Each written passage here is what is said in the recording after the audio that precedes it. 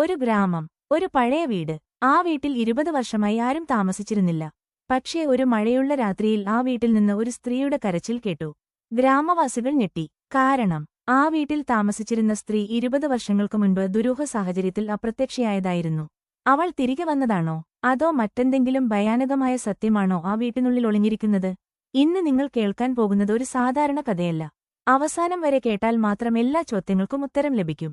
പക്ഷേ ശ്രദ്ധിക്കൂ, കഥയുടെ അവസാന ട്വിസ്റ്റ് നിങ്ങൾ ഒരിക്കലും പ്രതീക്ഷിക്കില്ല. ആ രാത്രി 11 മണിക്ക് ഗ്രാമത്തിലെ സ്കൂൾ അധ്യാപകനായ അജയ് വീട്ടിലേക്ക് മടങ്ങുകയായിരുന്നു.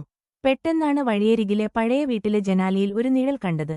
അജയ് നിശ്ചലനായി. കാരണം ആ ജനാല വർഷങ്ങളായി അടഞ്ഞുകിടക്കുന്നതായിരുന്നു. അപ്പോൾ ആ നിഴൽ ആരുടേതായിരുന്നു? അജയ് അടുത്തേക്ക് നടന്നപ്പോൾ അകത്തുനിന്ന് ഒരു ശബ്ദം കേട്ടു. രക്ഷിക്കൂ! അത് കേട്ട നിമിഷം അജയുടെ ശരീരം വിറച്ചു. പക്ഷേ അയാൾ അകത്ത് കയറിയപ്പോൾ കണ്ടത് അതിലും ഭയാനകമായിരുന്നു. വീടിനുള്ളിൽ ഒരു പഴയ ഫോട്ടോ കിടക്കുകയായിരുന്നു. അതിൽ 5 പേർ. പക്ഷേ ഫോട്ടോയുടെ പിന്നിൽ എഴുതിയിരുന്നത് ഒരു വരി മാത്രം: ഞങ്ങളിൽ ഒരാൾ കൊലയാളിയാണ്. അജയ് വീണ്ടും ഫോട്ടോ നോക്കി. അപ്പോൾ അവൻ ഞെട്ടി. ആ ഫോട്ടോയിലെ ഒരാൾ ഇന്നും ജീവനോടെ ഗ്രാമത്തിലുണ്ടായിരുന്നു. ആരാണ് അയാൾ? എന്തിനാണ് ഈ സന്ദേശം? അജയ് സത്യം അന്വേഷിക്കാൻ തീരുമാനിച്ചു. പക്ഷേ ആ അന്വേഷണം അവനെ മരണത്തിന്റെ വക്കിലെത്തിക്കുമെന്ന് അവൻ അറിഞ്ഞിരുന്നില്ല.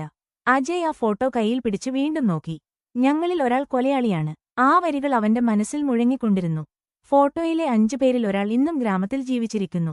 അത് ആരാണെന്ന് കണ്ടെത്താൻ അജയ് അടുത്ത ദിവസം രാവിലെ തന്നെ ഇറങ്ങി. പക്ഷേ അവൻ അന്വേഷണം തുടങ്ങുന്നതിനു മുമ്പ് തന്നെ മറ്റൊരു ഞെട്ടിക്കുന്ന സംഭവം നടന്നു. ആ പഴയ വീട്ടിന്റെ വാതിലിൽ ചുവന്ന മഷിയിൽ ഒരു വാചകം എഴുതിയിരുന്നു: അന്വേഷണം നിർത്തുക, അല്ലെങ്കിൽ അടുത്ത ഇര നീയായിരിക്കും. ആ എഴുത്ത് കണ്ടപ്പോൾ ഗ്രാമവാസികൾ ഭയന്നു. പക്ഷേ അജയ് പിന്മാറിയില്ല. അവൻ ഫോട്ടോയിലെ ആളുകളെക്കുറിച്ച് അന്വേഷിച്ചു. അപ്പോൾ അവനൊരു ഞെട്ടിക്കുന്ന വിവരം ലഭിച്ചു. 20 വർഷം മുൻപ് കാണാതായ സ്ത്രീയുടെ പേര് മീര. മീര അപ്രത്യക്ഷമാകുന്നതിന് തൊട്ടുമുമ്പ് 5 പേരും ഒരുമിച്ച് ഒരു ആഘോഷത്തിൽ പങ്കെടുത്തിരുന്നു. അന്ന് രാത്രിക്ക് ശേഷം മീരയെ ആരും കണ്ടിട്ടില്ല. പക്ഷേ മീരയുടെ മൃതദേഹവും ഒരിക്കലും കണ്ടെത്തിയിരുന്നില്ല. അപ്പോൾ അവൾ മരിച്ചോ, അതോ ഇപ്പോഴും ജീവനോടെയുണ്ടോ?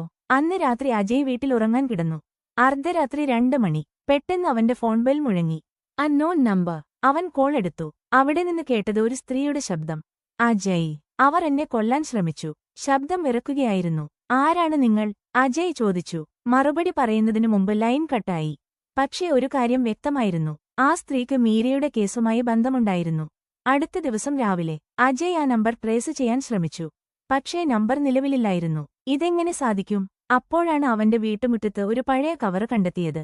അതിനുള്ളിൽ ഒരു മാപ്പ്. മാപ്പിൽ ഒരു സ്ഥലം വട്ടമിട്ടിരുന്നു. ഗ്രാമത്തിന് പുറത്തുള്ള പഴയ ഫാക്ടറി. അവിടെ എന്താണ് ഒളിഞ്ഞിരുന്നത്? അജയ് രാത്രി ഫാക്ടറിയിലേക്ക് പോയി. പഴയ കെട്ടിടം, തകർന്ന മതിലുകൾ, നിശബ്ദത. പക്ഷേ അകത്ത് കടന്നപ്പോൾ നിലത്തൊരു ഡയറി കണ്ടു. ഡയറിയുടെ അവസാന പേജിൽ എഴുതിയിരുന്നത്: എനിക്ക് എന്തെങ്കിലും സംഭവിച്ചാൽ സത്യം ഫാക്ടറിയുടെ അടിയിലുണ്ട്. അജയ് നിലം പരിശോധിച്ചു. അവിടെ ഒരു രഹസ്യ അറയുടെ വാതിലുണ്ടായിരുന്നു. അത് തുറന്നപ്പോൾ അവന്റെ ഹൃദയം നിശ്ചലമായി. കാരണം അകത്ത് ഒരു അസ്ഥികൂടം കിടക്കുകയായിരുന്നു.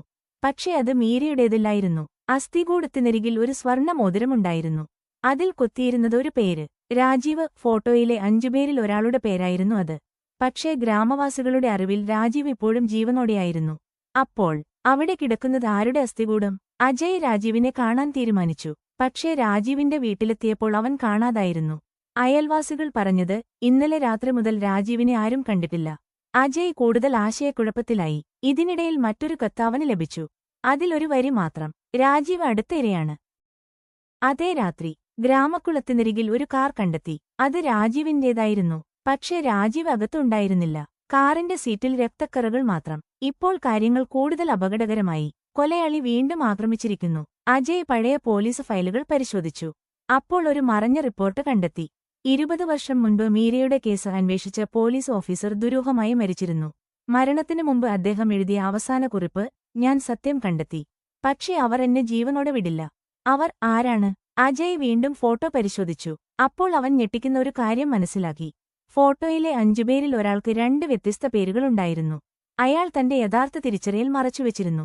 ഇതാണ് കേസിന്റെ യഥാർത്ഥ താക്കോൽ. അജയ് ആ വ്യക്തിയെ കണ്ടെത്തി. പക്ഷേ അയാളെ കാണാൻ പോയ രാത്രിയിൽ ഒരു വാഹനമിടിച്ച് അജയ് റോഡിലേക്ക് തെറിച്ചു വീണു. ആക്രമണം. ആരോ അവനെ കൊല്ലാൻ ശ്രമിക്കുകയായിരുന്നു. കാരണം അവൻ സത്യത്തോട് വളരെ അടുത്തെത്തിയിരുന്നു. ആശുപത്രിയിൽ കണ്ണുതുറന്ന അജയ് തന്റെ കിടക്കക്കരികിൽ ഒരു കുറിപ്പ് കണ്ടു. മീര ജീവനോടെയുണ്ട്. അവൻ ഞെട്ടി. 20 വർഷമായി മരിച്ചതായി കരുതിയ മീര ജീവനോടെയാണോ? അതോ മറ്റൊരു ചതിയാണോ? സത്യം പുറത്തുവരാൻ ഇനി മണിക്കൂറുകൾ മാത്രം ബാക്കി. തുടരും.